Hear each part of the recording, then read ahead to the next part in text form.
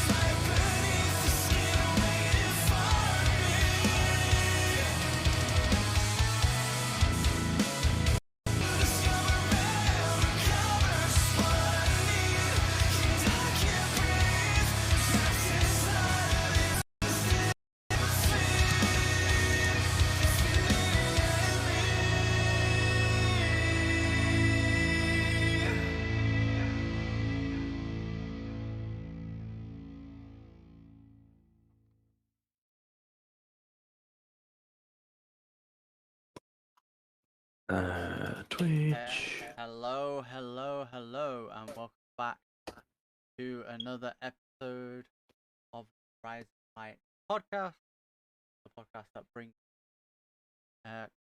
key news and topics from around content creation, talks about them, and 9 times out of 10, it's on the platform that we stream on.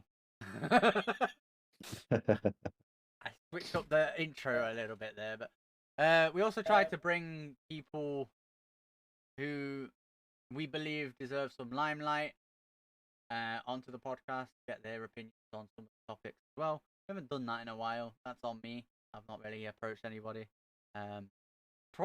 Partly because I'm really enjoying the fact that like me and Kit just sit here and talk shit about the topics that Kit finds every week, and then partly because I'm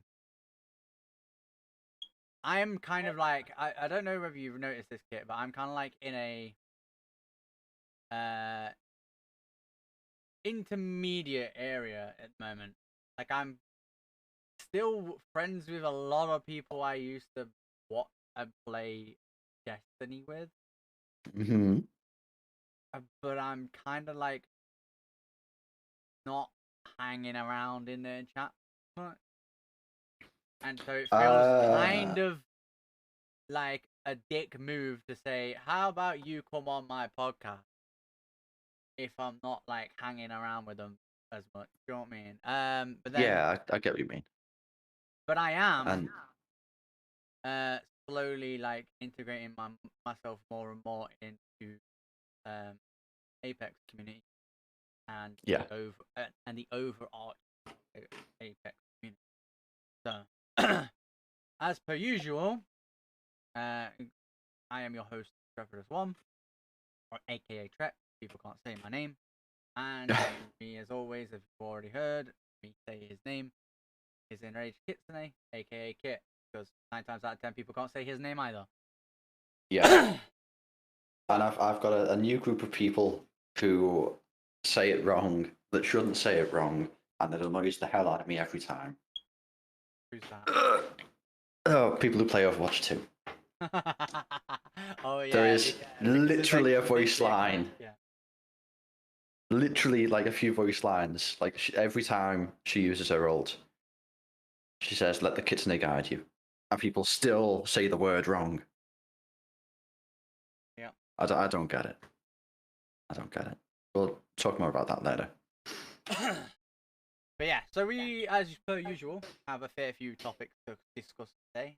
How many we got? Let me have a quick count. 4, 6, 8, 10, 12, 13. 13 and a half to 14, I'd say. Yeah, there. I was gonna say I've got 15 tabs. Plus anything we say for... One's a live thing so that I can see who to raid at the end, and then a couple of those tabs are like extra context to, Yeah. topics we're talking. So we'll move on into already. The song we came into today was a song called Frail by the guys over at Part of the Plan. They are a band that are based out of Windsor in Canada, Ontario province, I believe it is. And awesome, chill group of guys. Like I've seen a bunch of like stuff from them through Rafe found CA's guy in the middle. Also called Cody. Now, if you're here live on exclamation point Cody for some information on Cody, where you can find him on Twitter and Twitch. He does have 2 Twitter handles, one for personal and like the singer side, and the other side for Wraithbound CA, which is his streamer side. Although I haven't seen him go live for a while, so I don't know whether he's just not been streaming or it's just, time zone differences. But also on there is the fact that you can it tells you the fact that you can do exclamation point POT in chat, which is what I'm about to do right now. And you'll get a link to the full discography of Part of the Plan. You can also go and follow them on Twitter, POTP_band Twitter. But yeah, in the POTP command, we've also got a link from when Cody was on the podcast back in episode 4 of season 1. Basically 2 years ago at this point. And you know, it's just basically his and the band's stance on people using their music, which is essentially have at it. They love seeing what people come up with. So whether it's just using it as background music for your streams or using it in a montage, they love it. So with that out of the way, because we always like to show fucking love to the guys who use their stuff on the stream, and obviously they will very much appreciate it if you guys use their music for anything, if you give them credit, because it means that more people will find them, and therefore rising tides raise all ships, the whole point of the podcast. Come on. Anyway. Hey, you got it in nice and early this week. Yeah, I did. So, as I said, the song we came into was a song called Frail. It's one of the newer ones that Part of the Plan has done. And do you know what also is Frail? Yeah. Spines. Yes, spines. Or they can be. Yeah. So one of the things that obviously for those that are watching on YouTube, you didn't notice that there was a gap for episodes in the podcast, or you're listening on the podcast platforms, you didn't notice there was a gap. We did have a 4-week break essentially, in a sense. Obviously, we normally do this every 2 weeks. Had some key problems, and we had to miss that week. And then rather than do it the very next week and fuck up our entire schedule, I just said fuck it, we'll leave it 2 weeks, and we'll come back on basically what would have been episode 42. 43. This one is 42. This one is 42. What would have been episode 43's date, we'll come back and do episode 42. So here we are. There will be a bunch of there will be a few topics that you're like, oh well, I've already heard about that, but we're just basically drilling them in and making sure we've got everything. Yeah, making sure we've got everything in since the last episode was recorded. So TwitchCon happened. Quite a lot came out of that. Oh God. But one of them was Adriana Chechik. Yeah, don't know if I'm butchering that name. If I am, sorry. She won a little match thing in the Lenovo Legion pit, and decided to celebrate by jumping into it. As you can see on screen. Yeah. On YouTube. If you watch on YouTube, you've just seen that, and she didn't really manage to get back out. She broke her back in 2 separate places with that jump. Yeah, and this is for the little bit of extra content. This was not a deep pit. This was not a proper foam pit where you've got a good amount of foam, and you've got a trampoline thing, and then you've got some more sort of structural foam with a big gap for the trampoline thing to fall into. Looking at the size tiny. Of the walls of it. Yeah. My knee would go above that. Yeah. It is the most shallow foam pit I've ever seen. And I can't believe that was authorized. Yeah, and like me and you discussed, right? I personally believe it's not completely on TwitchCon and Lenovo Legion. She should have had the thought process of, wait, the side of this thing isn't exactly tall, maybe it's not that deep, I'm not going to jump into it because I could potentially hurt myself. She didn't, and ended up hurting herself. But at the same time, if you are to believe what somebody else put above the for context picture, that they usually dig into the floor to make it deeper, then Yeah, I mean, that's how they're supposed to do a foam pit like this. That image there has got more layers of foam. It's recessed, so you've got like the soft edges all the way down. You've got the trampoline bit, and you've got like foam pylons with enough gap between them for the trampoline bit to like actually do its job in. yeah, Now this is popped up at a convention center. They're not going to have dug into the ground for this. that's my thought. But this is the thing.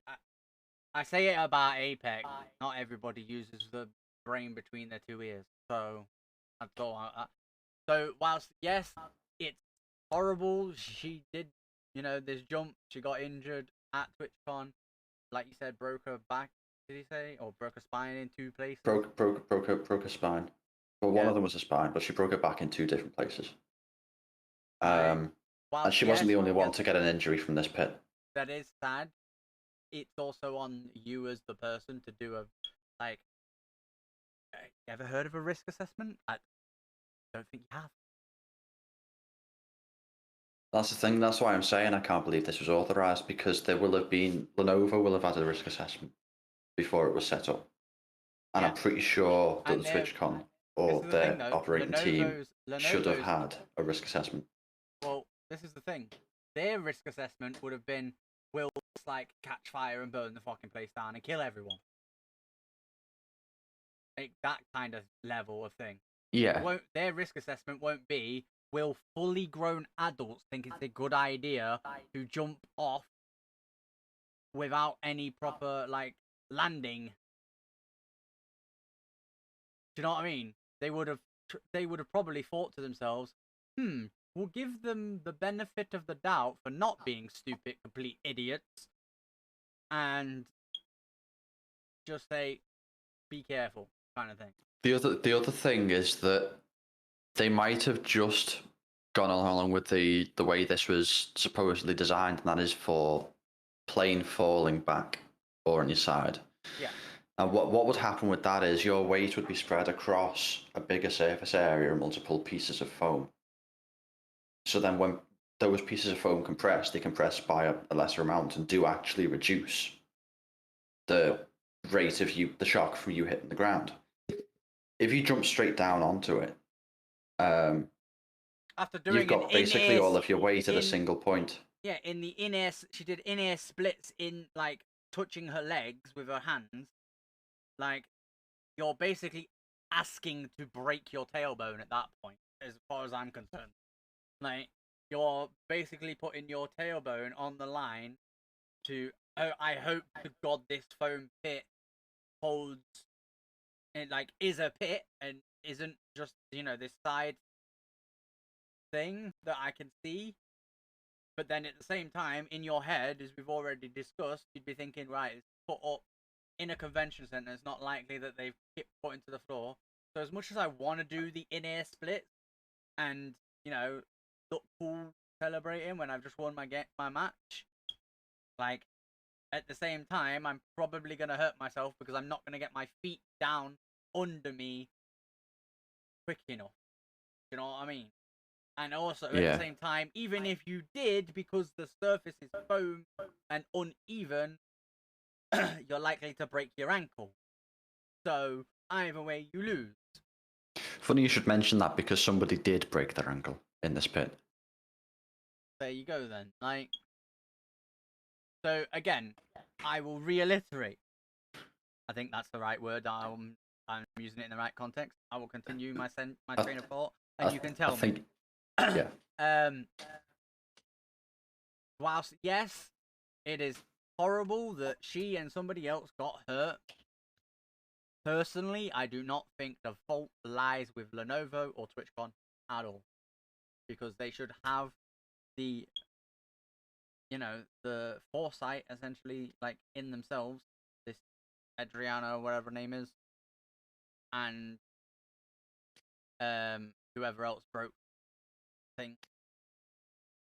Yeah.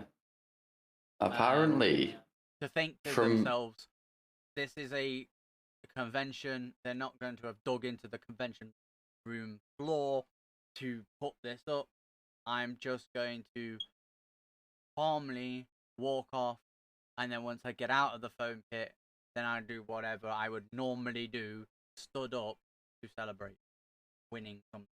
You know, fucking Yeah. footballers slide on their knees, do front flips and back flips or whatever, like, you know, because they know they can do it. But they do it on grass, and they do it because they know they can do it, and they like do it safe.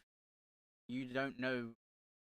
This is a case in point of you don't know the circumstances as to how that foam pit is constructed and how it is in there, right? Or what like all entailed in this particular like part of the structure. So why risk it?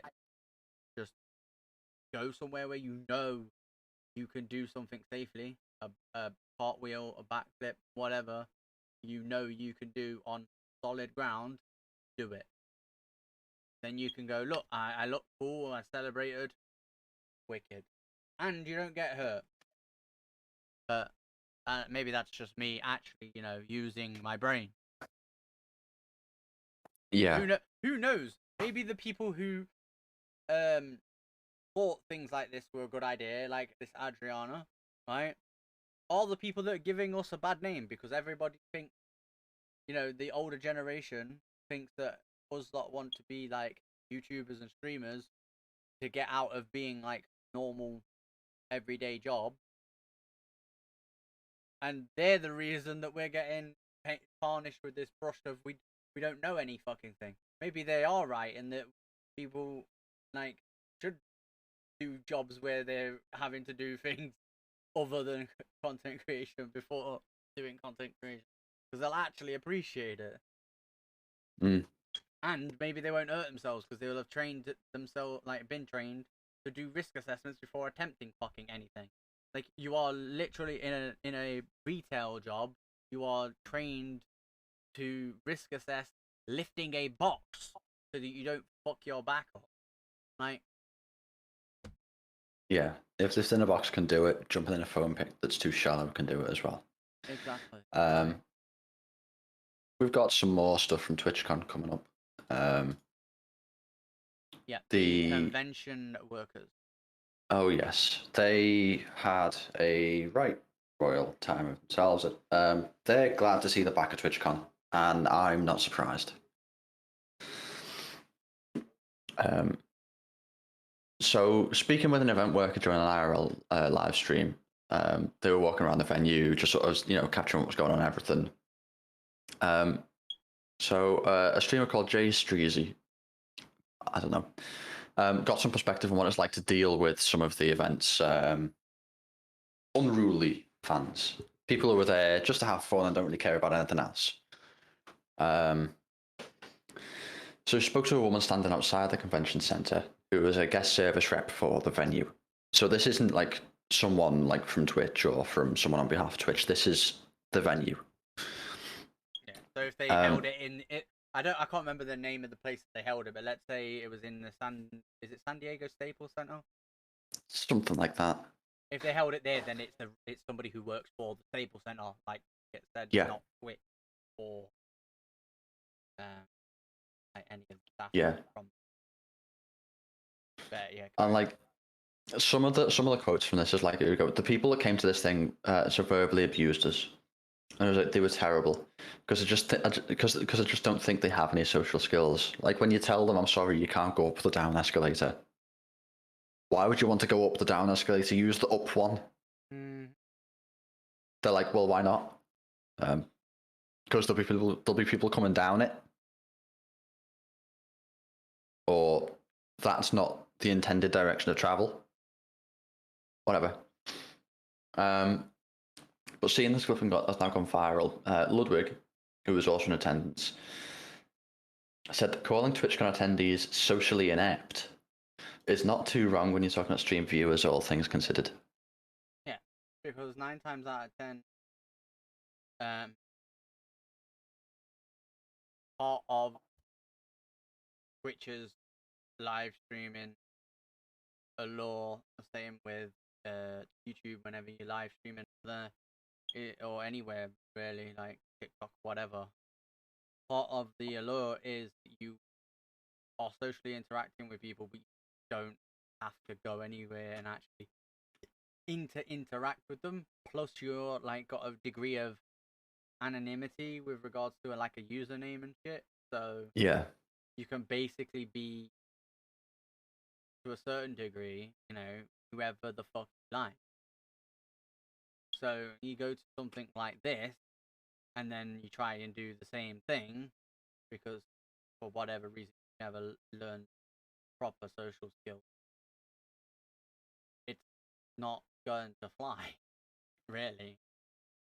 And it's just Like, the last part of this article would normally link into the next one, but the article was deleted and I haven't found a substitute. But dealing with inappropriate behaviour in public isn't something Twitch streamers are foreign to.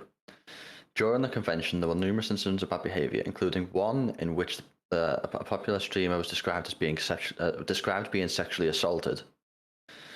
One of them detailed problems involving a perceived stalker, and another lost his temper after a fan asked him a question that he wasn't too fond of. Like, this a lot of this just shouldn't happen. And I noticed there's like sometimes I put little notes on the doc, and what I put on today was, well, for today's episode was just TwitchCon attendees versus Kit's golden rule. In my chat and on my channel, I have one golden rule: don't be a dick. Right? Treat people right. Yeah, treat people right. Give them the respect they deserve. Not this. This ain't it. Mm-hmm. This ain't it. One thing I will add on to like the Amaranth thing, because we haven't got it as a topic, Mhm. is since the last time we did record an episode of the podcast, talk about things, she did come out that she was married, and Yeah. so technically has been lying to her, her fan base, if you will, because they all like part of the reason that I say lied to is because that's how they feel, right? Is because they all believed that she was single, and therefore 90% of them were probably like gifting subs, subbing themselves, doing all they could for her in hopes that she might recognize their name, and they would build some sort of like thing there. Yeah. I'm gonna say this once again for the people in the back. Twitch is not a dating site, you dickheads. Right, that means I'm gonna have to rearrange some of these topics. That one just before the books. We'll move that next. No, it's not a dating site. You're right. What's the one before the book? Where? The yeah. mod. Yeah. I will switch to it and then I'll move the tab. Yeah. But yeah, so yeah, Twitch isn't a dating site. Now, can you find somebody? Yeah, like hell, fuck it. Let's we'll transition over to that one, right? But can you find somebody through Twitch? Like, can you become a lover with somebody else through? Like, can you fall in love with somebody through Twitch? Yeah, of course you can. Like, but especially if you're just a viewer watching a streamer. Like, if you are somebody who watched Amaranth every time she went live, of course you could have fallen in love with her. For one, she was a very attractive young lady. For two, you're basically obsessing over her because you're there every time she's live. For three, yeah, given enough time, seeing the same person every like day, you either get like feelings of love or feelings of hatred for them, depending on the circumstance, right?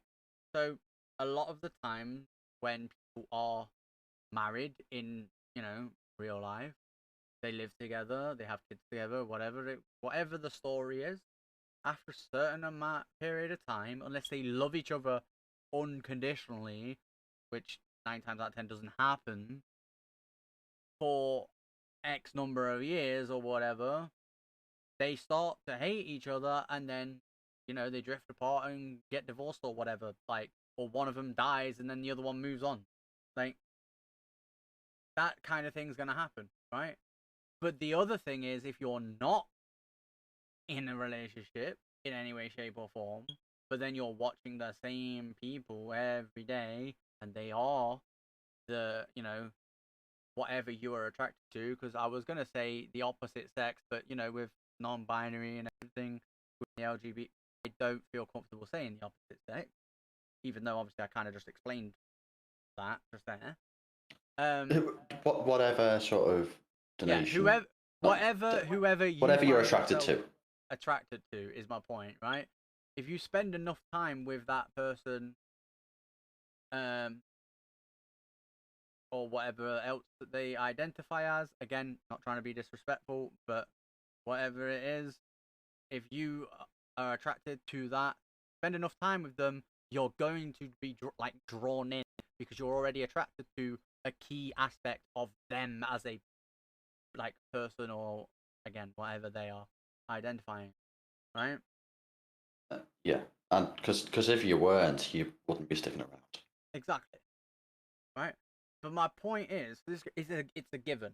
But at the end of the day, ultimately, Twitch's goal is Amazon didn't buy Twitch to make Amazon dating. You know what I mean? They bought it and changed. Twitch Prime didn't become, Twitch Dating Prime. No, it became Prime Gaming, because that at the time was what Twitch was most known for. Obviously, we've got other things now, category-wise, like just chatting, pools, beaches, and Hot tubs. else. Hot tubs. That's it. And other categories that aren't gaming, which is just basically the website evolving, right? But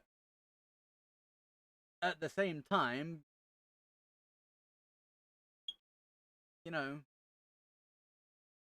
thinking about it when you comes to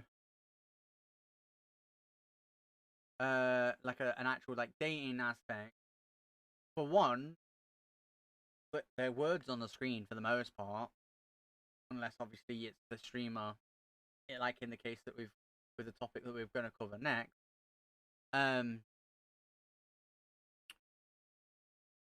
So you don't know that person is who they say they are. I could jump into one of my friends' chats under a different username and start pretending to be a 25-year-old model. And then when they're and let's say it's one of my friends that is cis and straight, then I just pretend I'm a 25-year-old female model. Boom, practically hotline and sinker for if any of my friends were dumb enough, which they're not, but let's just say they were, that's a catfish. That's literally what the whole show Catfish was based around. If you don't know what that is, go and look it up, because it's a early 2000s, late 90s, if I remember correctly, TV show that was on MTV. Yeah. Pretty sure they made more recent episodes of it. They started a new series a few years ago. But yeah, it's basically just. But yeah, with that being pretend said, to be someone else for a relationship. Unless it's the streamer and they've got a live cam, then obviously they are who they say they are. But then the streamer then doesn't know if you are who you are. So yeah. Although with this one, the context of this is they fell in love with a mod. Now, normally for someone to be a mod in your channel, they've been around a while. You've spoken to them for a while. They might have been in Discord, for example, I'm chatting to you now on Discord. They're pretty. You know, Close they will have friends, been. Yeah, they're a good like, friend. The ideal kind of person example- you would trust with keeping your chat the way you want it. Yeah, an ideal While you're example busy. is although I've never met you or Kirby IRL, I consider both of you close enough friends to where if we met up IRL, I would be like, "What's Kirby, my brother?" or "Kit, my brother." That's why you're mods in my chat. Pash, I've known for like 8 years, and Karma's my cousin. They are all that's all my mods. Like, and Pash is basically a brother at this point, like, because I've known him for so long. So, Yeah. there you go. Point proven. They are so close friends that you would consider them family. That's the way I look at mods. They're trusted, like you said, to keep. They're basically trusted to be you without actually being you. Do you know what I mean? Like, Yeah. so yeah. Go on, carry on with what you was gonna say. No, so obviously with that kind of relationship, like that's like like my ex, I was friends with her for like 5 years before we went out. And by that point we knew each other very well. It's this kind of scenario, but without the physical meetings and stuff like that. So we had a Twitch streamer, Australian streamer, Jay Jesticles. And she tweeted, accidentally fell in love with my Twitch mod, so I flew 30 plus hours to be with him. Like, that's a long time to fly for anyone, but you know, to start a relationship with your Twitch mod and then fly out to go and see them. Be with them for, I think she's with him for a month for now. Spending a month over there. 30 hours from like Australia, there's like here Yeah. basically, isn't it? Mm-hmm. UK, like for the US, I think.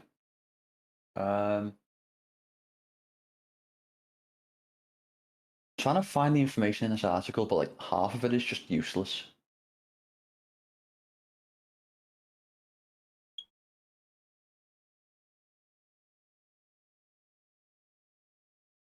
Oh, there you go. But yeah, a lot of It's people covered in- responded.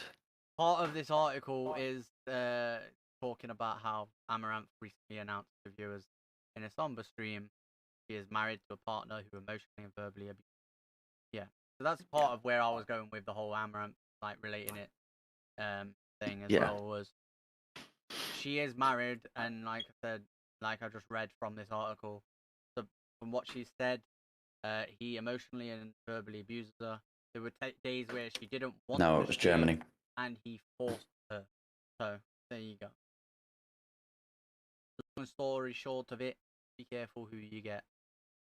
Yeah, so she flew from Australia to Germany. Close.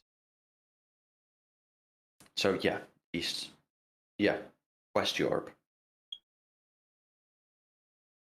Germany, what not Central Europe, isn't it? But like, yeah. Anyway, still a lot of flight time to go and be with someone. Yeah, and like I said, it can happen, and God, like, I don't personally believe in God, and obviously started to say it, so I will say it. God forbid that it actually works out for her and him. Like, you know, I hope it does. They've got a lot of don't- other people in the comments. Not the you comments, don't- the this is the thing, replies. You don't want, like, seeing something like this. I don't find myself thinking, "Oh, well, you're fucking stupid." Like, stop, like, trying to do it, No. an idiot kind of thing. Do you know what I mean? You want people to be happy with whoever they found love with, right? I'm just simply saying, when it comes to it, don't go into Twitch looking for that. Oh, You're not no. gonna. You're No. not gonna, like. This is a one person, two people that have found each other, right, in a sea of thousands, if not millions, of people who use this platform every day, right? Mhm. So, I say thousands, I meant hundreds of thousands, right? There's a lot of people. There's a lot of people on this platform. you might never meet the person who is right for you that is on the site, right? Because everybody has their person. You know what I mean? That's Yeah. it, right? But hey ho.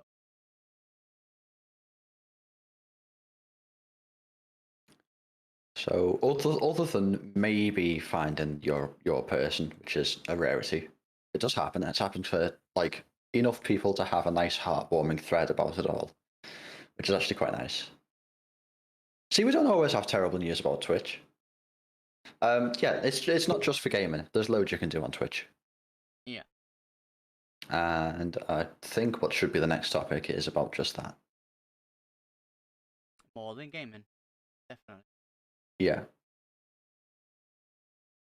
So Trisha Wong, or going by Trisha's a Birdie on Twitch, had an appearance on Next Level Chef, and on that show, Gordon Ramsay, who was sort of speaking to her, must have been like a host or a judge or a guest of some kind. Yeah. I haven't watched that show, but it's a cooking show, so he could have been the host or a guest judge, particularly likely. Anyway, while wondering what Twitch actually is, obviously would asked her sort of as you're going about sort of seeing like, oh, what are you making and stuff, and what do you do, and then she will have mentioned like, oh, she streams Twitch and stuff. Anyway, she said it's a live stream platform, chef. Because that is just how you address a chef in the kitchen, a senior chef. Anyway, but people keep asking her to say the line.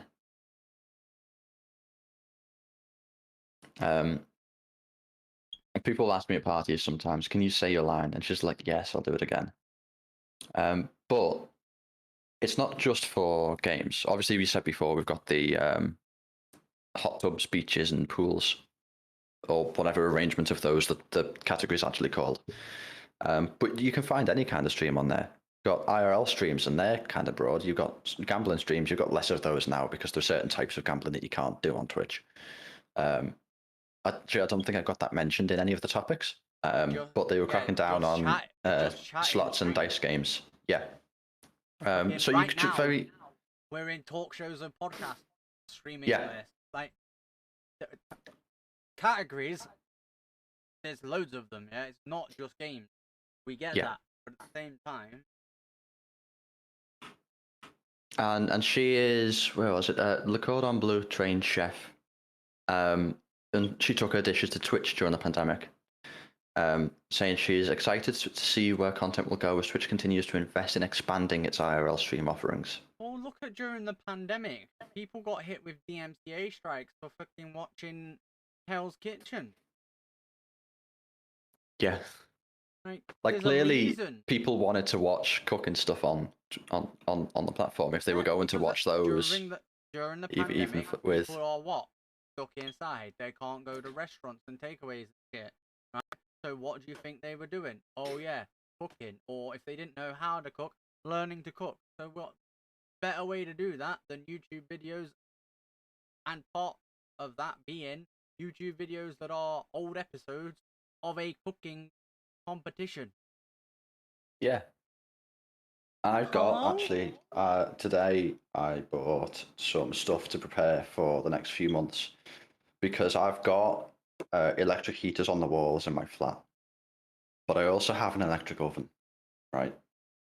And I haven't been using it much because I've got like a microwave and an air fryer, so I've been using those, and sometimes the stove. But I got myself some like I got a spring, can't remember the actual term. Not spring-loaded. Yeah. Anyway, cake tin, and I got a loaf tin, and I've got like bowls and stuff to mix, and I've got some stuff from Amazon coming tomorrow. That'll be like electric whisk and blenders and stuff like that, so that I can do bacon. Because I thought if I'm gonna be spending money on my Lecky bill to heat the house, the flat, I may as well get something tasty out of it as well. Very good idea. So rather than just having the heat on the walls, I'll put the oven on and bake something. then I get something nice to eat and heat the room. And I might do something on the stream or a video or something with it. I'm not sure yet. But Here's the thing, right? Going down a bit further down the article, it mentions about how like they were professional makeup artists at TwitchCon and stuff like that. It's like, as well as other like non-gaming related things. And the thing is, like, there is a guaranteed that there's going to be some form of content they can do that people will consume and enjoy and maybe learn something, right? Yeah. So a makeup artist could do a makeup tutorial, teach those who want to apply makeup how to apply it, how to do it effectively, how to mix colors and whatever else, right? Mm-hmm. That could maybe make it so that people like my sister growing up don't go do beauty courses and instead just watch it on YouTube. Or, you know, my sister did watch stuff on YouTube anyway. And most of her stuff like was self-taught. But you know, the point I'm trying to make is like there are avenues for companies to take. It is finding that kind of thing, right? Like Logitech regarding like obviously they build products that gamers use, like keyboards, mice, headsets, etc. Right? But at the same time, do you think they just play a game with it and its content? No, they would need to get a creator that is sponsored by them to do that content. They're not creators themselves, like engineers. And they also have now, since their acquisition of Blue a while ago, they've got microphones, they've got cameras, well. they've got all of the media production equipment. Well, not all of it, but some kind of important parts. But the point still stands in a sense of they could make a form of content, like building a keyboard, right? Obviously, we've got people out there that have like keycaps that change keycaps with regards to the keyboard stuff. But some company like Logitech could do content like that and show building the actual entirety of the keyboard and like how the motherboard type thing inside the keyboard registers the key presses, programming it or whatever it is they do that goes into making a keyboard or making a Mac. They could make the content around that, and there will be people out there that find that interesting enough to watch it. Like it's a given.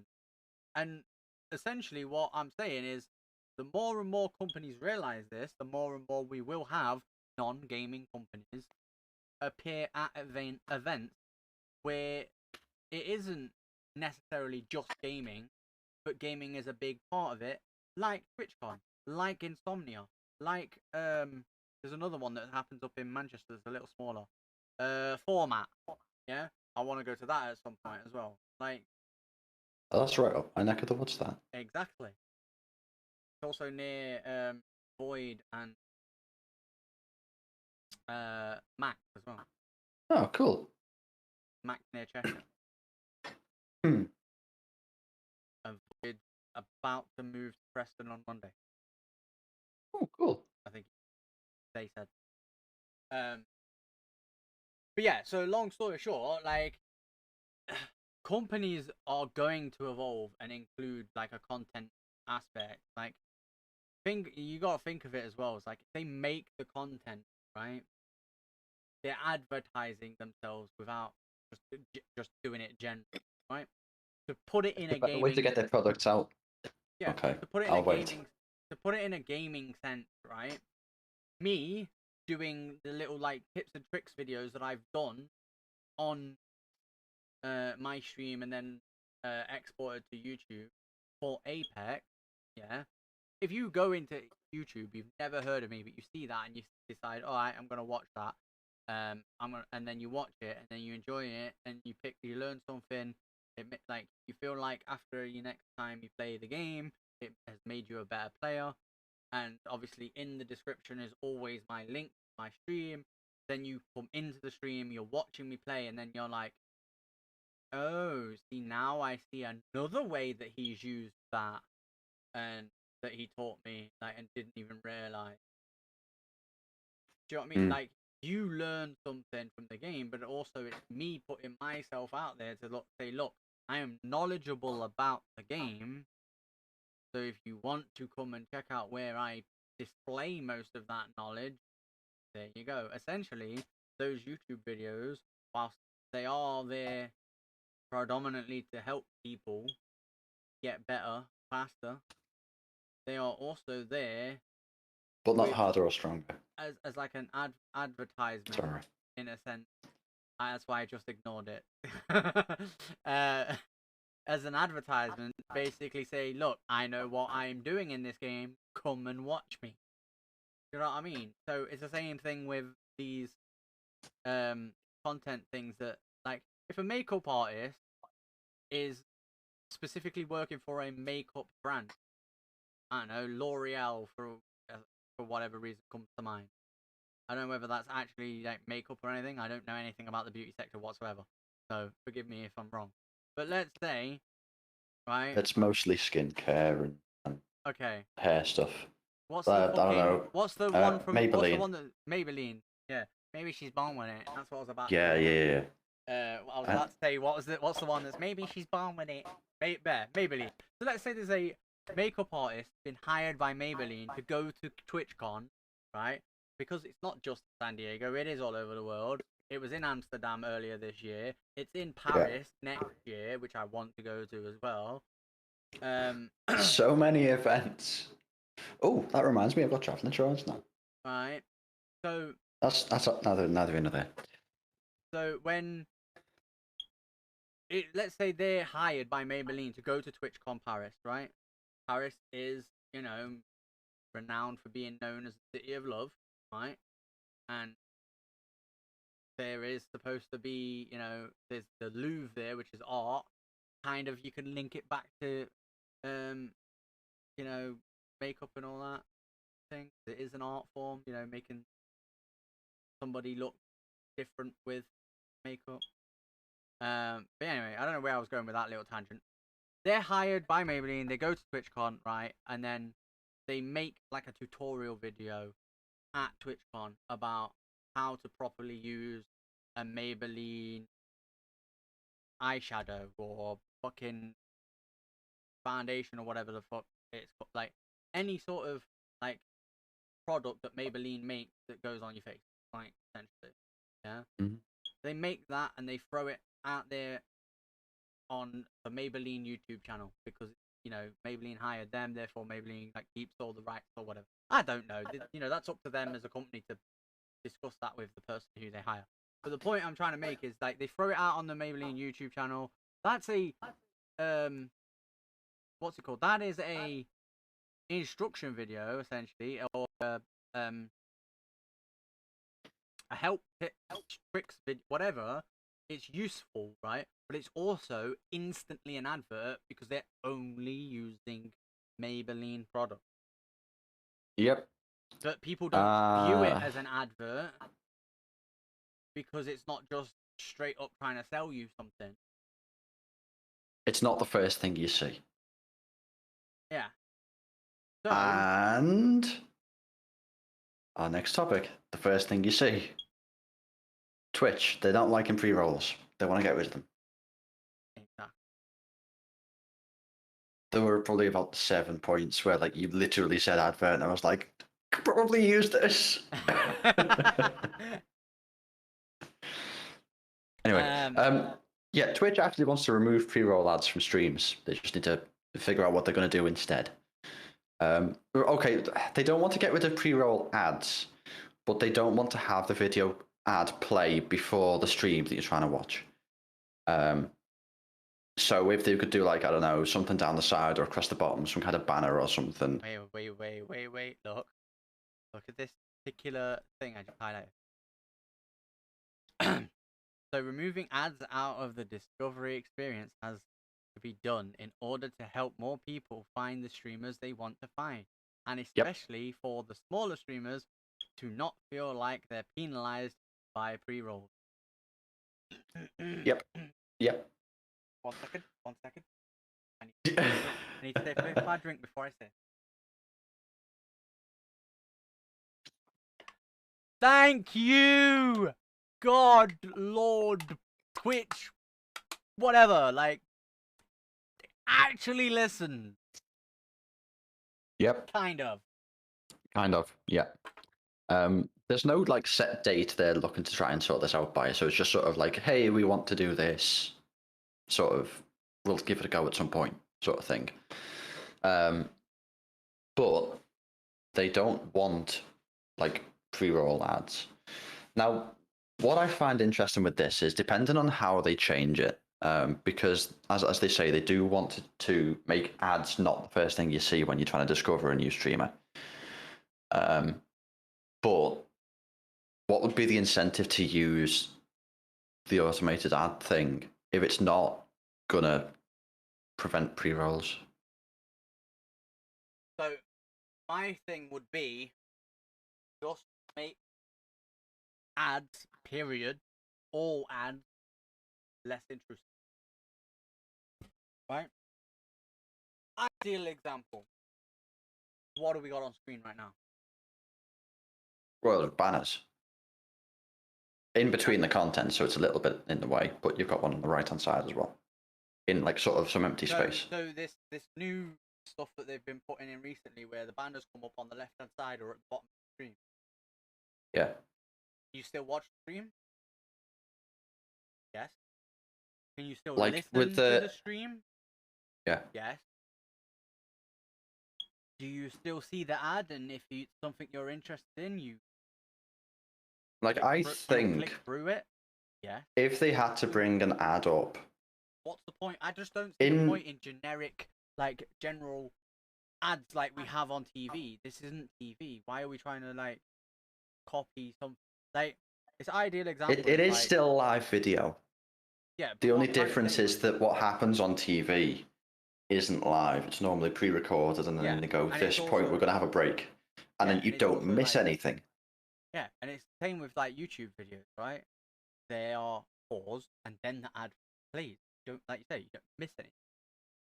I could be mid-conversation with Mac, Void, Scott, like any of the people I've been talking to recently on Twitch, and I have to then type in the chat, oh, hang on a minute, I've got 3 minutes of ads. And then they're like, oh, I'm sorry. No, don't be sorry. You don't need to be sorry. Yeah, it's on Twitch, not new. Yeah, it should be a Twitch thing that when you're in the stream, that it's a live service thing, that you don't want to interrupt that. And therefore, these ads that appear on the left at the bottom of the stream that don't, they still do the job of an ad. They show you a product or whatever service or whatever it is, and if you're interested, you'll click through it. Like if I was looking for a laptop right now, I would be like, oh, let me have a look at this Intel V Pro. I'm not looking for an laptop, so I'm not that. But the point I'm trying to make is, if this was let's say this was the video screen for Twitch, I would see the ad and I'd be like, okay, yeah, I need that. Let me click it. Yeah. So the ad click through is still gonna happen. But the problem is, as it stands right now, instead we get a video player that plays like generic ads, like what we would get on standard TV. And like we've just discussed, the difference between standard TV and Twitch is live. So when the ad is playing, the stream continues. You miss shit. You miss conversation pieces. You miss part of the interaction with the stream, which is part of our selling point as being a live service stream, like a stream in period, right? Yeah. You can't physically talk to a character that is in Doctor Who, for example. Do you know what I mean? Yeah. You don't miss the Doctor killing the Daleks in the latest fucking episode or whatever. Like, it's been a while. Actually, I watched it the other day. That's why I mentioned. But like, But yeah, if there's an ad in the miss middle of key it, you don't points. miss it. Yeah, you don't miss key points of the program that you are watching because of an ad popping up. Because the ad pauses the video behind it. With YouTube, Twitch streams can't do that. So the best logical advancement, evolvement, if you will, of the Twitch ad program period is to focus solely on the banners and shit. Like, so I've got two things for the banners. The first one is, you see that sort of like long one you've got that sort of in between the text and the Twitch logo there. They could have a slot for one of those that appears below the directory that we're in. Like, so you've got your username, and then you've got the title, and then you've got like what game they're playing, or in our case, talk shows and podcasts. yeah. And then you've got the about section. Let me just get a feel for this by opening. Yeah, just open a stream somewhere, right? Oh, So just anyone, it doesn't really matter.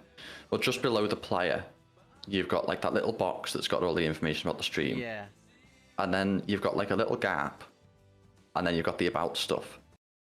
Between those two, you could probably expand and put an ad in there when it's time for an ad to show. Yeah. The problem I would see with that, personally, It's depending on how wide your video is, it wouldn't be visible.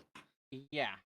And so Twitch wouldn't want to do it, which I No. would completely understand. If they're selling Like ad based, it it needs to be visible.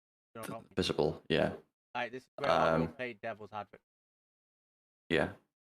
The other one is that one of their experiments they did was, whenever there was an ad that came up full screen over the video, they would move the video into a little box above the chat. Yeah, I've seen that. And shrink the chat. I keep seeing that back.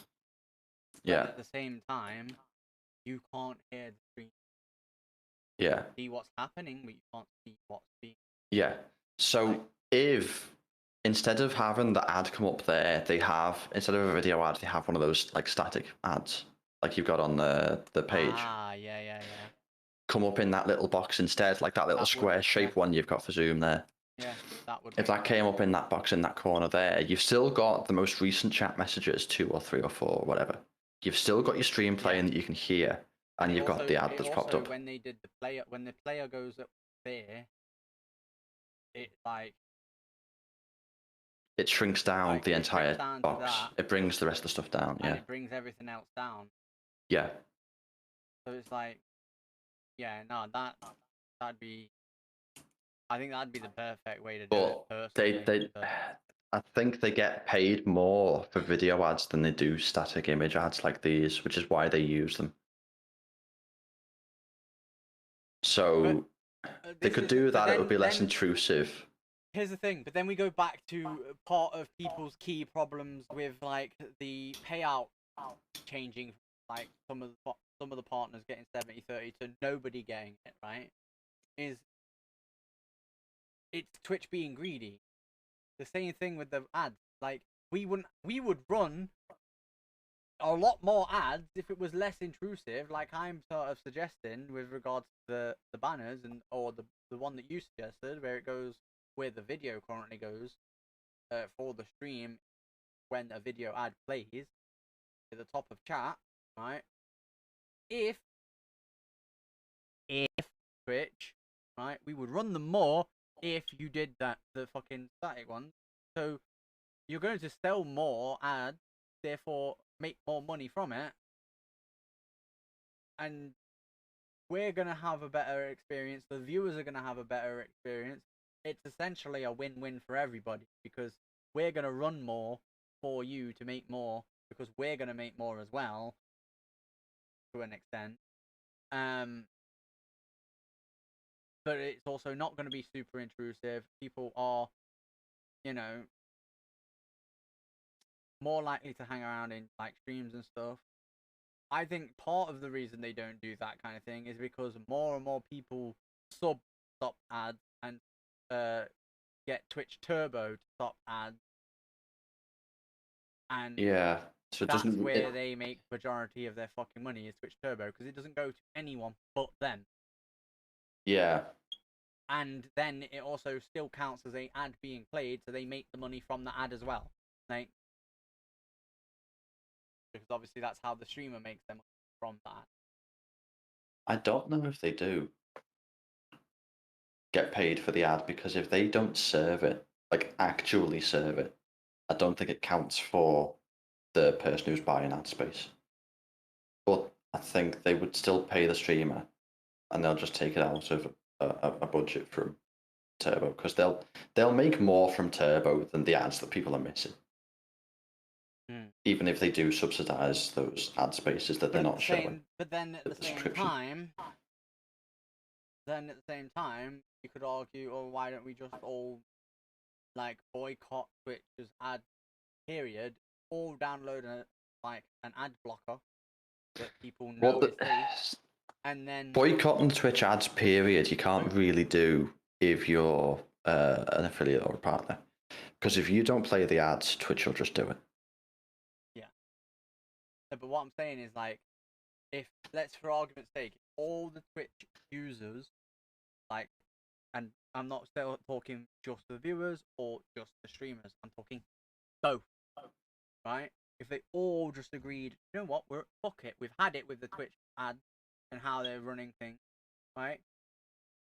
Fuck it, we're all just gonna download this one ad blocker that's proven to be safe, like, somebody who's a coder, like you, makes an ad blocker, yeah, that is guaranteed to be safe. Nobody's gonna get in shit for it. Like, you know what I mean? Like, you're not gonna steal people's information, that kind of shit.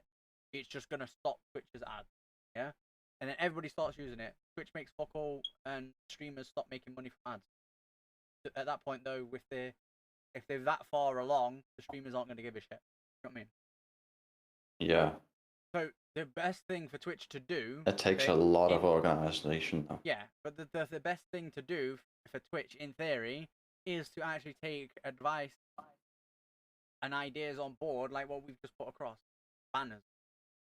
Less videos that are intrusive, that stop us from interacting. The key selling point of a live stream is the fact that you can interact with the person or people that are entertaining. I think if they're going to do anything, and they're not going to have to like try and reinvent the wheel with the manual ads thing, is they'll keep the mid-rolls, but they'll just have a grace period on the pre-roll where they'll be like, the first 10 minutes since you joined the stream, you won't see any ads. After that, you'll see the mid-rolls. Like, ideal example, last week, right? That's what they're likely to do. Wig comes into my stream and went, fucking, holy shit, 9 ads. 9? Speak to you later, Trap. Right, that's ridiculous. Yeah. I was like, oh yeah, the auto ads just kicked in. So yeah. How long did you have your auto ads on? For doing 9 ads? 3 minutes. But this is the thing. The 3 minutes. They should be like 30 seconds each. Yeah, the 3 minutes does anything from 5 ads to like 7. He got 2 pre-roll ads. Oh, so he got pre-rolls plus the... Oh, no. And this is the thing. Twitch needs to... If they're not going to just do away with video ads, period, they need to make it so that if a pre-roll ad has hit you, you don't see whatever auto ads come through.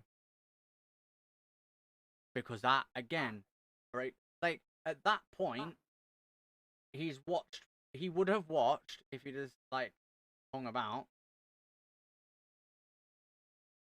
what, like... More ads than actual content.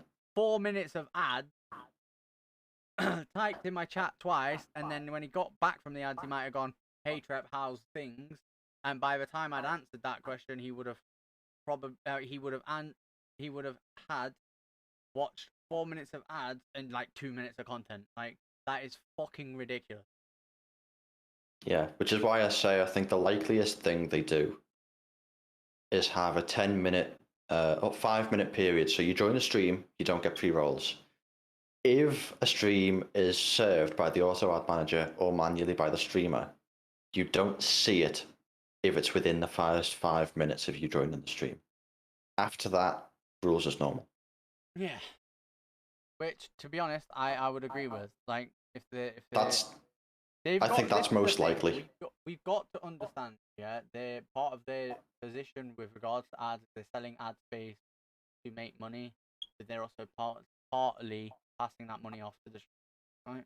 Yeah. Do I make that like £100 a month off of ads? No, I don't. Do I make fucking £10 a month? No, I make £1, if that, like half the time. Yeah, ad revenue per view is ridiculously low. Yeah, that's my point, right? But they also don't get paid much per view because they sell them in massive in chunks. Exactly. They just go, okay, they'll sell them. We'll say, okay, we'll give you, I don't know, a month worth of ads on Twitch. We'll say your ad comes up about like 10% of the time when an ad's requested. We estimate that'll be about 1.5 million views. We'll charge you this much for it. And then they go, and then Twitch just has a set amount. They just go, okay, you've done this many ads, this many people have watched it.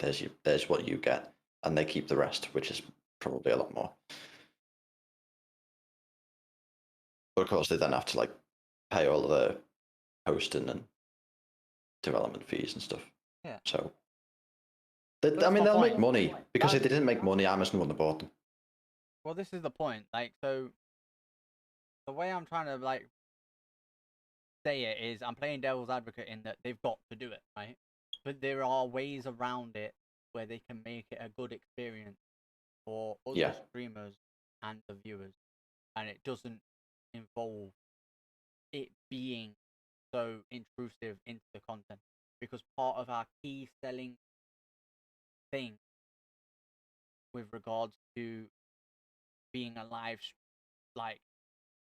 program essentially is that any viewer can interact with the people in the quote-unquote show, right? We saw it years and years ago with things like Most Haunted Live.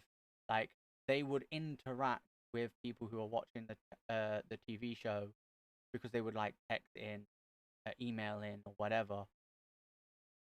But it was like key moments they cut to a certain person that was receiving all of those. They read them out, then the crew would like react to it or whatever. But it didn't take adverts didn't take away from the actual show, because it was whenever they were moving from one place to another, or wherever there was a natural break essentially in the show is when they were like, okay, we're gonna go for an ad break, we'll see you in like 3 minutes. You know what I mean? And then they would cut away, they'd come back and be like, all right, now that we're back, we're now in this section of the house, blah blah blah blah, whatever it was. You know what I mean? Yeah. It was purposely done like that because they knew they had to hit certain targets with regards to so many ads in a certain period. They also have a producer and all that would be keeping an eye on when they needed to run the ads because of what like channel had told them. If ITV turned around and went, right, you need to run 15 minutes of ads in a 2-hour window, then they would know when periodically they would need to have an actual break to be they could plan for it and make sure that break happens at about the right time. Whereas with pre-rolls, we have no idea when like they're guaranteed to be active. Auto ads, yeah, we have a timer, but again, we can only snooze them 3 times, and then it takes like an hour for the snooze to fucking recharge. So if you snooze it 3 times... Although, to be fair, with that, we do have some control over the schedule to begin with, so we have an idea of when they're due, which is why we've got a snooze and not adjust. dismiss. Because we could be like, okay, we know we're going to have like, I don't know, a 5 minute break every hour, for example. So when it comes close to the end of the hour, you know the 5 minute break's coming up. You'd try and sort of be in a place where you can take that break. And then if you can't, you'll be close to being able to do that anyway. So you just hit snooze once or twice, or maybe even 3 times if you put it up a little bit. But it also And you depends on because the something system as well. important's happened. Like, It does depend on the system. in But regards to Apex, like I could be mid-game when fucking auto ads kick off. yeah. And what would be nice is if we had a snooze through the API, so we could just have a button on like whatever panels are that we've got. We can just quickly press a button on like the Stream Deck or a keyboard shortcut, and it just snooze the ad. So like if you know you've got an ad coming in like 3 minutes, but you're like in the middle of a game, and there's still like I don't know 30 people, you know you're not going to be like somewhere where you can take a break for that 5 minutes, so you just hit snooze. Like without even like going away from the game or anything, you just fire the request to the API, and it does it. There probably is. I just haven't looked yet. That tells me he's just added it to a list of things to look up. Yeah. Right, Because we've if there spent is, enough that's ti- definitely a button I I'm feel putting like on my we've spent deck. enough time on that one, and we need to move on because we are at We do. 9:30 already. So, Already? Yep. Oh yeah. So yeah. Next Okay. one, Twitch revolutionized how people share gaming in the world. Recently drawn negative attention, business decision, This one we kind of already talked about just before. resolving around the revenue split, as I've already covered. Yeah. They some basically partners said also Amazon get bought 70/30. us. Yeah. So they basically said we want everyone to get the same amount, but we can't afford realistically to give everybody 70/30. Because basically Amazon bought us because like we could just run on our own and make some money. And then as soon as we stop doing that, we don't really want Amazon to pull a Google.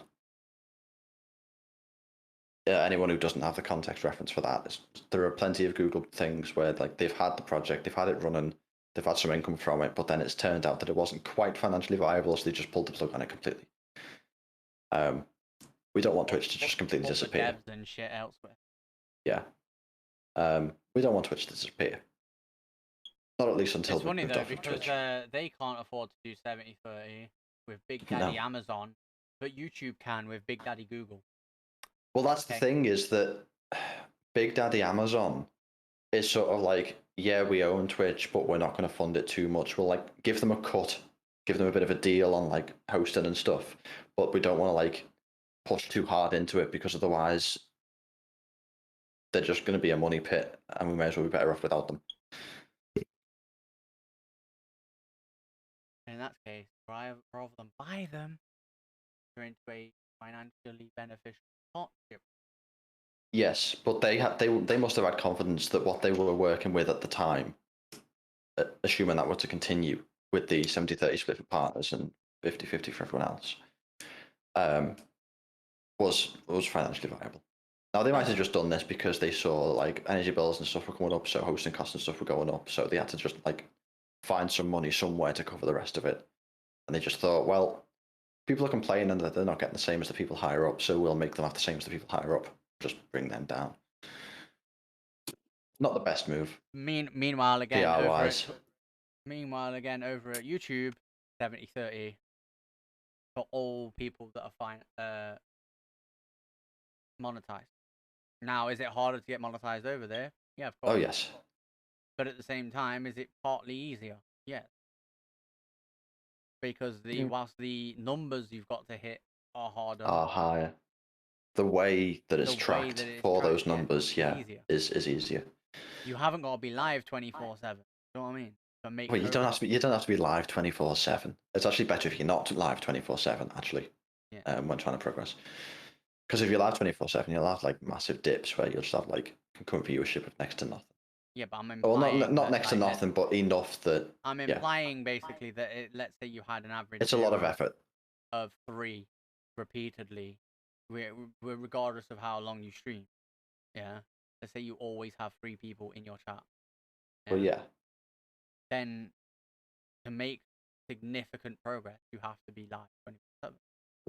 For more people to find you, to make that number go up, you have to be live on Twitch. You don't need that on YouTube. You can be live. You can be making a YouTube video. You can make a short. Like there are loads.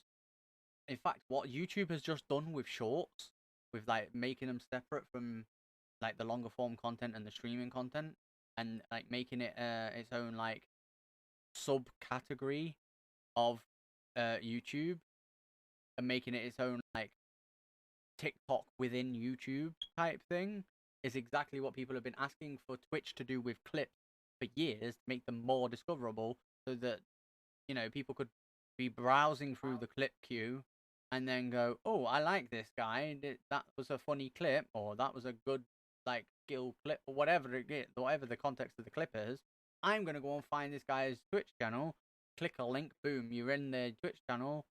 And like we mentioned it before, fucking Hover has a Twitch integration that basically, if you put your clips up on Hover like you do TikTok, right? It then tells you if the person is live on Twitch right now. If they're not, there's still a thing there like go follow Twitch.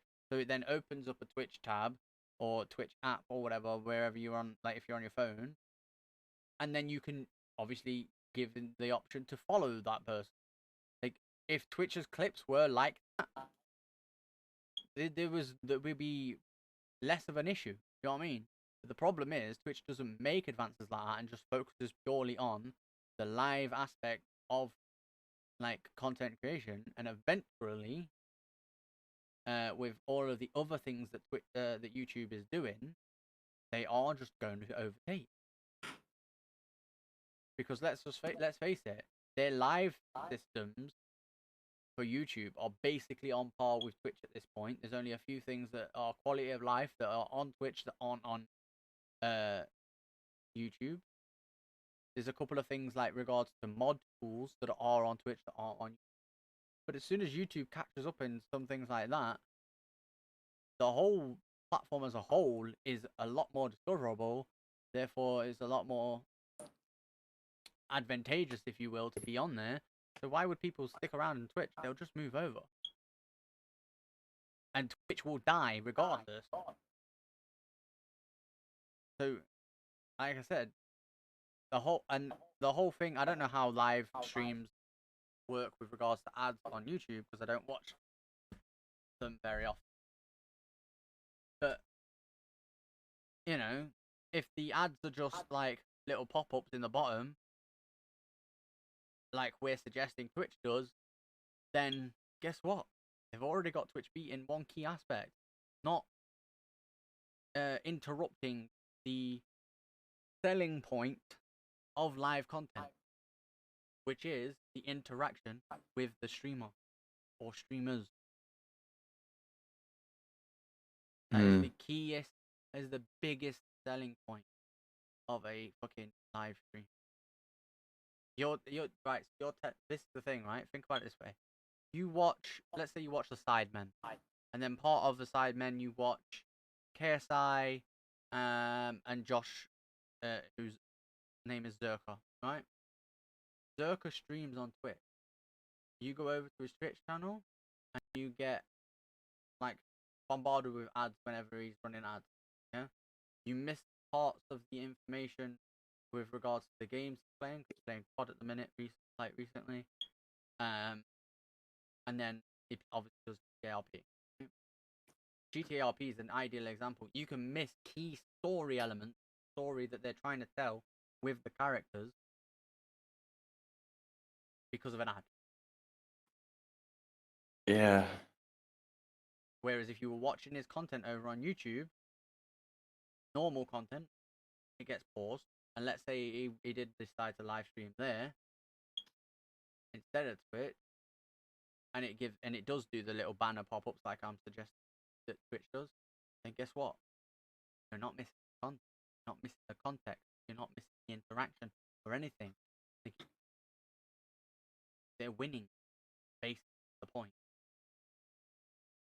And so eventually more and more people realize that, and Twitch will just go disappear into the night.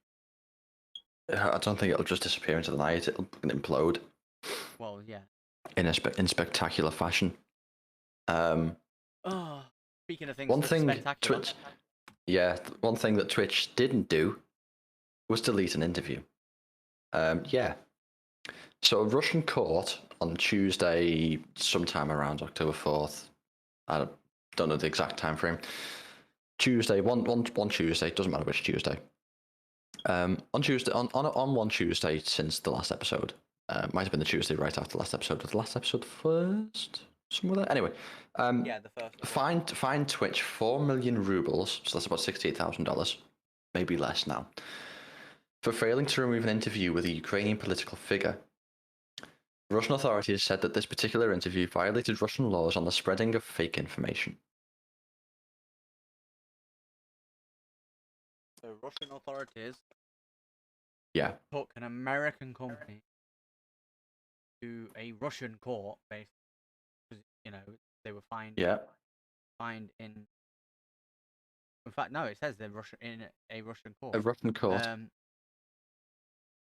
Because they violated Russian laws for spreading fake information of online content. Tell you what, Russia, if you see that as fake information, how about you pull a leaf out of your ally China's book and don't allow your people to see it. See it and access it. Oh wait, you do.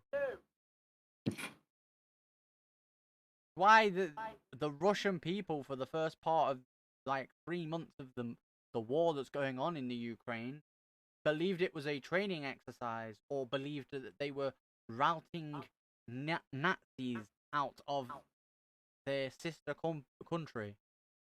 They were saving the Ukrainian people, not invading them. Yeah. Surprisingly short article, actually. Just that's it. That's the entire article. And I don't blame them. I actually wouldn't waste the time to have even wrote this. Yeah. Like, it's stupid. That's like America taking fucking Putin to court without him being there in an American court for war crimes in Ukraine. Also, can I just stress how little this is? Like, yes, 4 million rubles does sound like quite a lot of money. $68,000 is probably like nothing to Twitch. Well, it's definitely a fucking drop in the water for Jeff Bezos, who's worth like 24 million. Yeah.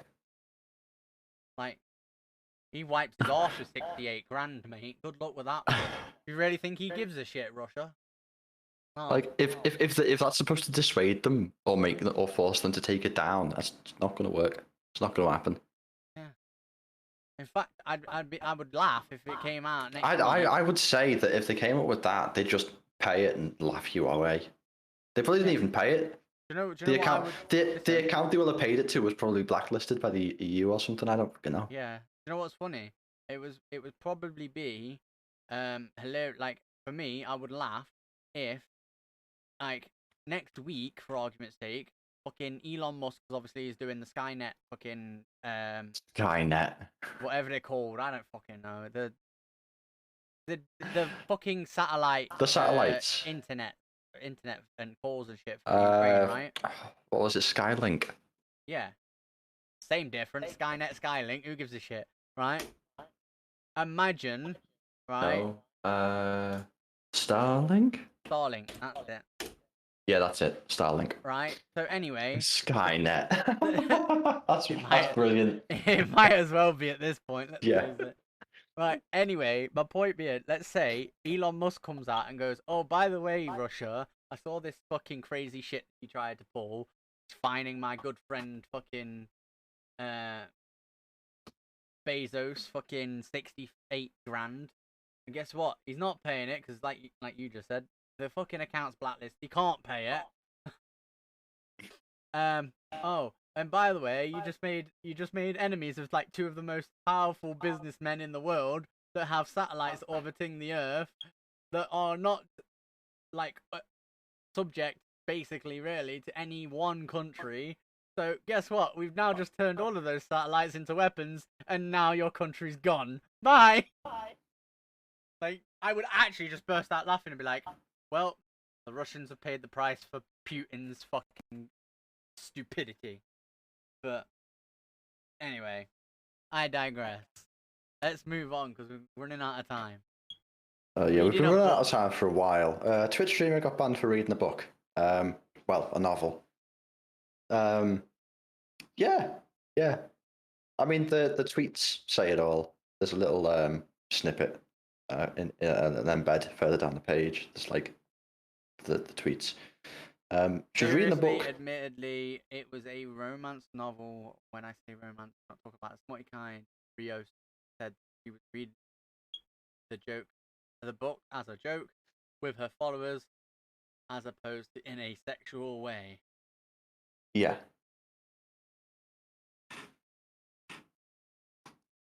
It was a book, Ice Planet Barbarians, and Twitch suspended her for sexually suggestive conduct.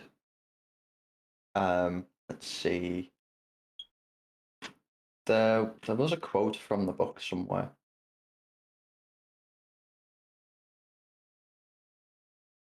Maybe it was just in the image. Wait, what? Yeah.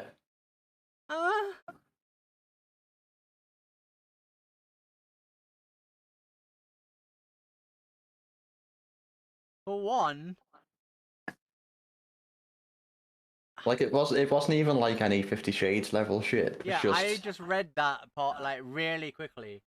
For anybody who doesn't know, I might be dyslexic, but I read one of the Harry Potter books, like second to last one. I read it in 4 hours, so I can read very fast. But yeah, I read what like skim read this to like try and pick out any key things, because you know my mind. I am fucking Yeah. dirty as a motherfucker. I can turn literally. I could turn. I said it in Void chat the other day when somebody turned around and said, "How has it gone from this to gone from me saying I'm doing this to what's happening?" I can't remember what it was they were doing, but I turned it. I basically just turned around and went, "Welcome to me. I can turn anything dirty or funny in the blink of an eye. Majority of the time, it's both." And Void just turned and went, "You know what? Tom's got a point. Brett's got a point." Because in the short time that they've known me, I've done it multiple times. So I would notice my point with reading that, right? Skim reading. Mm-hmm. I didn't see anything in there. Now, okay, maybe you could argue, oh, well, she's reading this supposedly like graphic, sexually suggestive book, and maybe I don't know. Let's say she was dressed like fucking Amaranth does in a hot tub whenever she does it. Yeah, you could argue. I could argue. Okay, yeah, that's a sexually suggestive content. The way I would agree with Twitch on that. But if she's wearing what she's wearing in the picture from the live going live tweet, then guess what, Twitch? She's covered up she's covered up more than like a good 60% of, maybe even 90% of like female streamers. And that's not saying that only females do it either. And I'm not getting into any of that fucking debate. Wear whatever the fuck makes you comfortable. The people who like come into your chat specifically looking at you, showing, you know, certain aspects of your body are the weird ones, not you. You should wear what the fuck you want. But again, like I just Twitch, I just can't see it. You know what I mean? I don't see anything in the like passage of the book that was shared in the picture, or her like picture of herself with regards to it, like her like saying, "Look, I'm going to be reading this book." That suggests to me that she was particularly reading it in a certain way to, you know, do some sexual thing towards her child that would warrant a ban. Yeah. But anyway, moving on, because again we're running out of time. And Sober, a Twitch stream community in Seattle, reboots vision and programming. Yep. And have now been officially established as a non-profit organization, which is nice. So they can do, like the streamers can raise funds and stuff for them.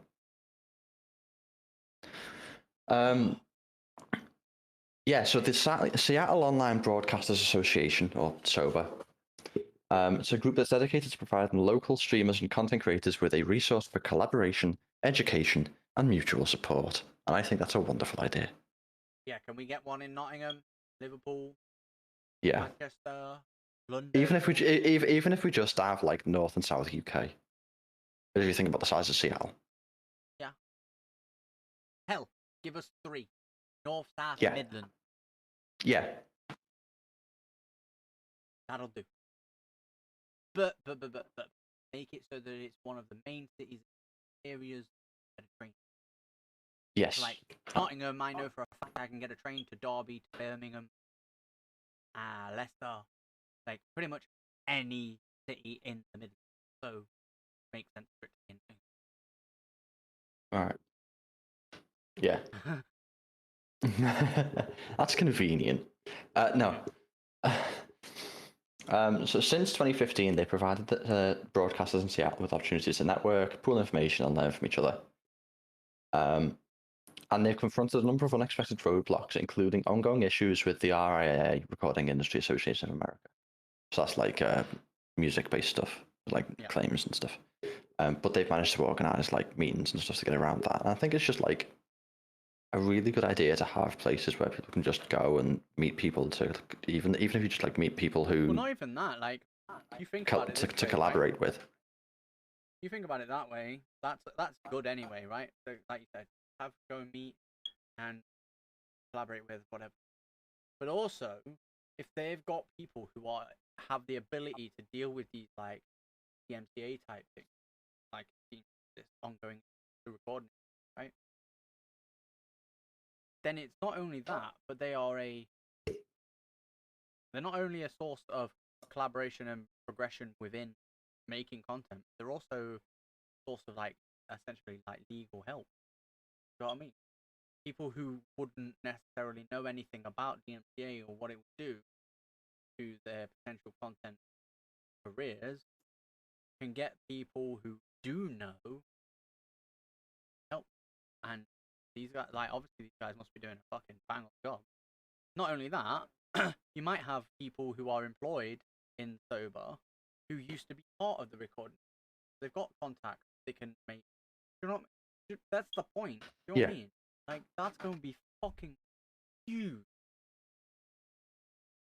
Yeah, and the fact that now they don't have to worry about just like membership subscriptions and stuff. They're registered as a non-profit. They can do like charity drives and stuff. That's going to be huge for them. Right, again, as much as I want to talk more about it, 10 minutes. Okay. Twitter drama. Well, not much drama. Musk finally bought Twitter. There was 4th of April, it became his biggest shareholder. 5th of April, he was announced appointed to the board. There's just a whole timeline of basically everything that happened from when he like was basically brought out that he was going to buy it to like yesterday. Yeah, 28th, where he actually confirms that the deal is filed to the US financial regulator with the deal closed in the previous days. So the 27th was like the deal was closed. That's it. He bought it. He owned Twitch. Not Twitch, Twitter. Yeah, there's a bunch of fucking that I don't really agree with. Like, he will reverse Twitter's ban on Donald Trump. Removed for a reason. Like, yeah. I think it was morally bad decision and foolish in the extreme. Okay, Mr. Musk, but he was also spreading false fucking information and saying that other people that were spreading the correct information were spreading the false information. That to me sounds like he was trying to dictate a dictatorship. Yeah. Reverse that ban. Be my fucking guest. But like, okay, I don't mind him saying he'll reverse the ban, as long as they still keep on like the false information flags and the removal of tweets that are like clearly aggravating and stuff. Versus chat pack for Twitch. someone made a series for 4 games, where basically the entirety of the AI and everything is your Twitch chat. So instead of the game just on its own, well, it'll probably do a little bit on its own, but instead of the Twitter on its own, sort of deciding like how many players there are and when things are appearing and disappearing and where the routes they are on the screen and stuff, it's just like it's all dictated by chat and it's all played in chat. That's pretty funny. And some of them are actually pretty cool. Like type versus chat, I think is quite fun. So a zombie can be spawned in by someone in chat, and then you have to type that person's name to shoot at that zombie. Oh my god, that's crazy. Yeah. Someone trying to do my name would be hilarious. Yeah. Drafting with chat, I think, is a good one. So that's a deck building game, but chat decides on what the cards are. There you go. Go and try that out. So yeah, quick. that's how. Quick. Go ahead. Tyler 1 become. Yeah, this basically he's chat banned in Overwatch 2 for 5 years because 5 years ago he was chat banned in Overwatch 1. Further proof to that Overwatch 2 is literally just a V2 update to Overwatch. Yeah. It's Overwatch -1 tank, basically. Yeah. It's kind of, it's not a new game. It's just a code a rewrite. Overwatch 2. Although somehow a daily player peak nearly 3 times higher than the previous Overwatch 1. Whoa. Yeah. I'm gonna give you 25 million. Yeah, I'm gonna give you a little insight into how this happens. It's called free to fucking play. Free to play release window. Jobs are good. There you go. That's genuinely it. That's how it happened. And they found like this time of year. And like you'd think of like there were probably a lot of people like me who were like, oh, don't I play Overwatch 1? And then they were like 2 comes out and you were like, well, I'll just play it, it's free. Yeah. I know some people like that. Or they played it on console. And decided to pick it up on PC with the new one. Enjoyed it, but never bought it when they came to PC because they didn't play it enough, and obviously they didn't have people to play it with. So they're like, fuck it, when Overwatch 2 came out, it's obviously going to be free to play. They play it. They're like, fuck it, let's play it. So, but yeah. And I've run out of tabs. I've run out of tabs. Yeah. Apex, anything happen interesting over the last month? You in a tournament, weren't you? Yeah, 2 weeks ago, yesterday, I took part in a charity tournament hosted by 2 awesome dudes. But let me go to my Twitter. I actually like chat. You have a tweet, didn't you? Yeah. Yeah. So we're playing. This is me playing with Void. Who I met through the tournament, as you saw at the beginning of the clip here, Enhanced Aim. That's one of the companies that I'm referring to. So yeah, huge shout out here to Scott and Scott. That was funny. So Scott runs a company called Convergent. You can see it in his Twitter bio there. If you watch YouTube or watch it live right now. They're the ones that hosted it. They're the ones that have like the access to the lobby codes for the private lobbies. But the people who like he got one team, I think it was, together, which was Convergent Squad. I'm not seeing them here. They're fourth. So they finished fourth.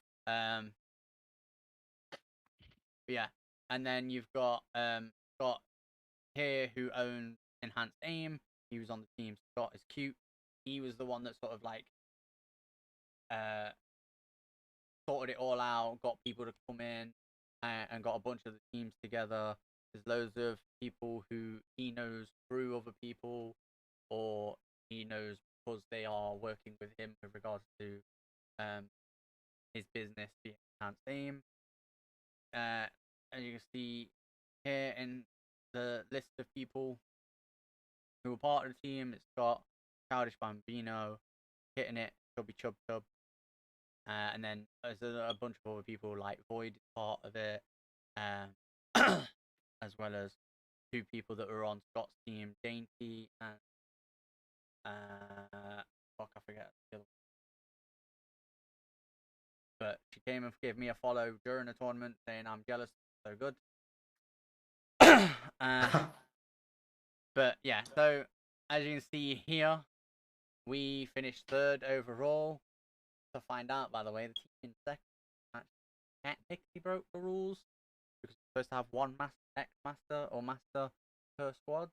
I need to get it like clarified with Scott before I next take, like, if I ever take part in another tournament with either of the 2 Scots, because they basically said it was 1 master per team, and I don't know because I didn't see like anywhere in the rules where it said 1 master like currently or 1 master previously per team, but everybody else had like 1 master that had previously been master or was currently master.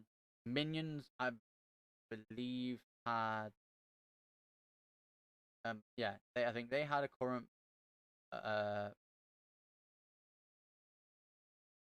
Pred. Master Brad. Like a current arena Pred. No, it wasn't them that had the arena Pred. It was Lifeline Lovers, I think. Basically, one had a current arenas Pred, and they were talking shit, and they've now since been like banned from any further tournament from either spot.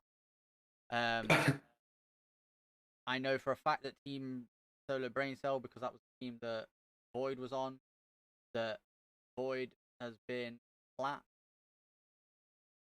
Vi, I think Void said had been flat or diamond, and Patronic, like the IGL essentially for the team, she had been X Masters like 5 times. So the fact that we did well and managed to beat above them is I'm happy about. But if it's X Masters as well, like included, then 2 brains, 1 console, all 3 of them were master in 12. So technically, if we're going by 1 master per team, they technically broke the rules. But I just wish I'd known like that day. I'd have mentioned it to Scott, but to ask like for clarification on the rule. But that's just something I gotta remember to clarify next time. I made a boo boo with regards to the last game. I was streaming it. I streamed game 1 to 4 like fine. Game 5, I left my BRB screen up like an idiot. But we did finish with 9 kills, so but we were outside of the placement points. We only got 9 points. But obviously we would have needed another 11 points to beat out 2 brains, 1 console, which, by the way, were the ones that ended up killing me and Scott, my team. Mickey got killed by another team. So obviously they got placement points and then at least 3 KP. I don't know how many they had before that, so that would have made a difference in scoring. So we could have actually finished 2nd. Definitely go and watch out for enhanced team and conversion. It was all in like I said, as a charity tournament, and it was all in aid of Special Effects. If you don't know who Special Effects are, they're people. They're a charity that like specializes in making games more accessible to disabled gamers. Oh, that's cool. We had that's great. links going on in chat and everything. There's also talk from the Convergent Scott of doing a cash prize pool next month for a tournament. Well, who knows? Maybe you'll get another one. And Void, let's put it this way: Void has already said if Mickey and Scott don't want me back, and his team of Vi and Katronic don't want to play, then he is picking. Then Void, sorry, I keep saying he. Proper pronouns for Void, by the way, in case you haven't caught me fixing myself every time I've misspoke, is they them. Then Void is picking up me and Mac Haro for the tourney. So because of the fact that we've been running ranked recently, and just anytime it's us three together, we destroy. We've had a bit of a shit day. We had a bit of shit day today.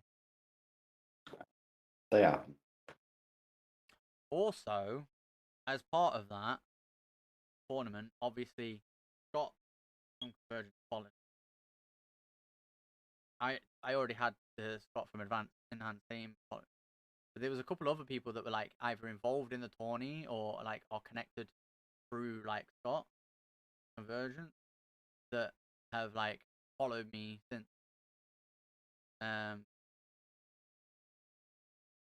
Like, for example, the owner of Eastern Media GG.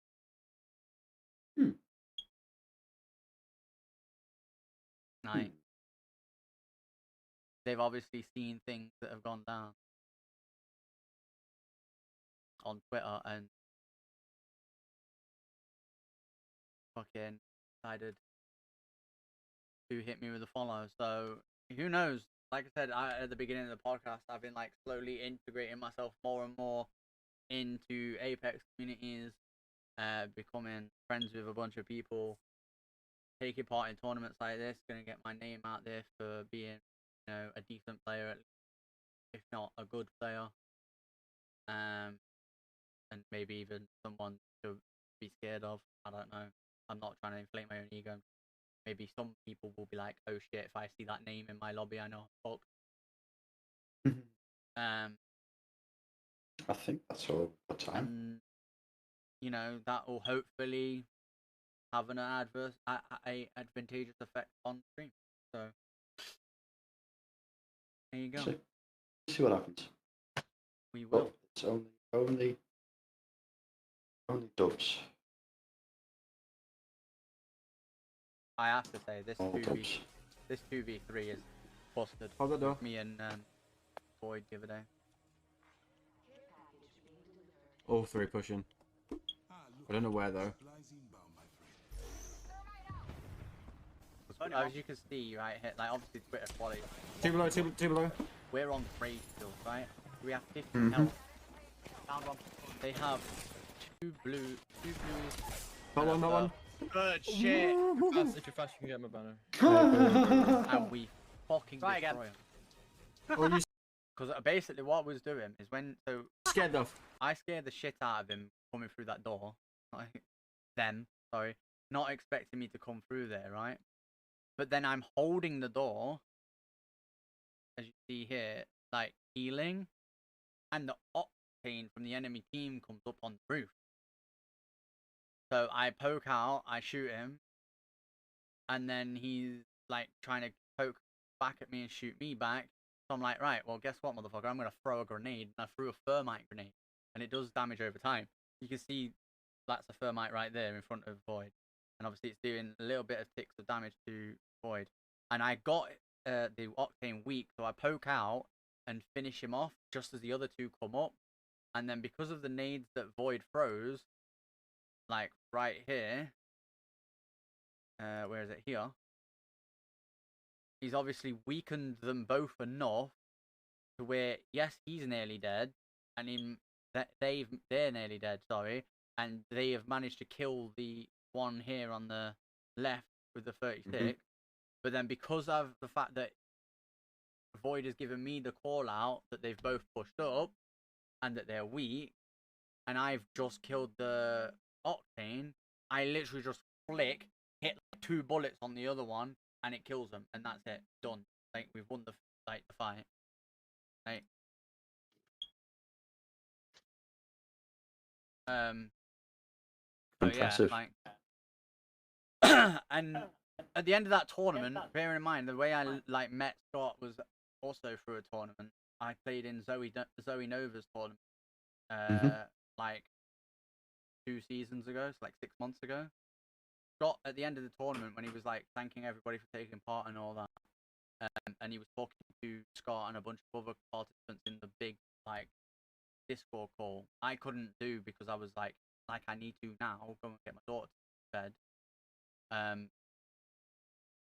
I was doing that, but I had Scott's stream open, like listening to everybody talking about that, and he like basically said mine and his teammate on Enhanced Aim, Bam. He goes, your two's improvement in the last like 3 to 6 months is actually fucking insane. Like he said, Trep especially, you've gone from like being good to being fucking great. I was like, okay, this is some premium level gas I've got to hop in. So I hopped in and talked to him for like about an hour or 2 afterwards. So, but yeah. That being said, we are going to finish the podcast there, finish the stream there. Hope you guys had a enjoyable experience. I just so obviously anybody who is here live on stream, we are going to raid out. Don't go into here. Just yet. Yeah, but if you are watching on YouTube or listening on the podcast platform, we hope you've enjoyed. Thank you very much for watching and listening. On the next one. Hey. Bye.